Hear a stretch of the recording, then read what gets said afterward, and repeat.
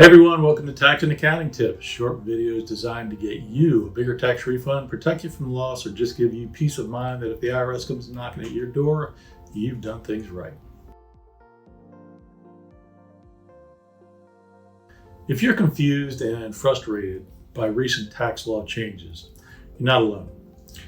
These laws affect nearly every aspect of tax planning, including the charitable contribution deduction. In the past, many taxpayers could benefit from charitable contribution deduction. That hasn't changed with the new laws, though it has become harder to utilize the maximum deduction. So who benefits most now, and how can you use your donations to reduce your tax bill? First of all, you should know that only taxpayers who itemize their deductions will see any benefit from the charitable contributions. Roughly 2/3 of taxpayers opted to use the standard deduction in the past, which means only 1/3 of the taxpayers benefited from their charitable contributions.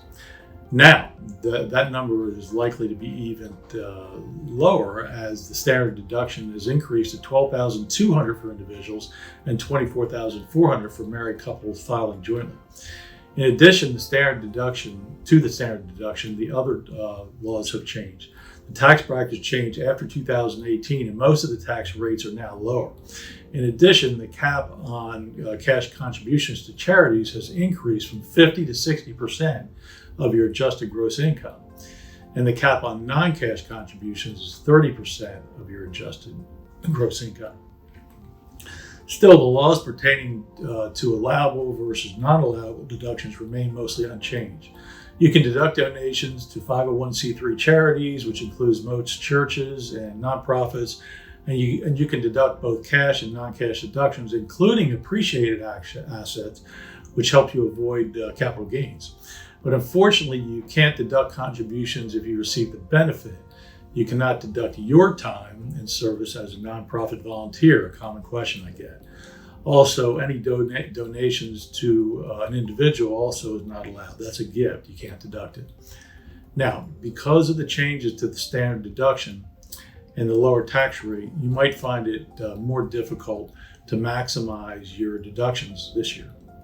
Still, it can be done. For starters, consider taking advantage of the new 60% cash cap.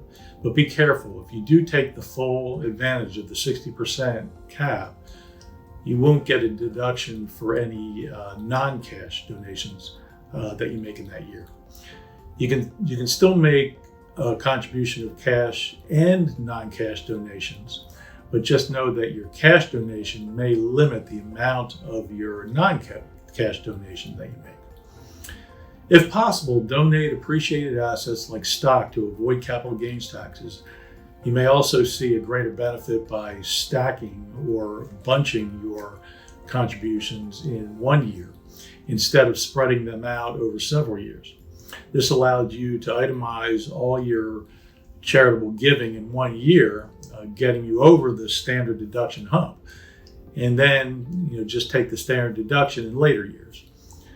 Of course, that's not all there is to know about maximizing your charitable contributions, especially if you're a high income earner who donates thousands each year. Still, this is a good place to start. If you need more information or help with your tax planning, please give us a shout. We're here to help you.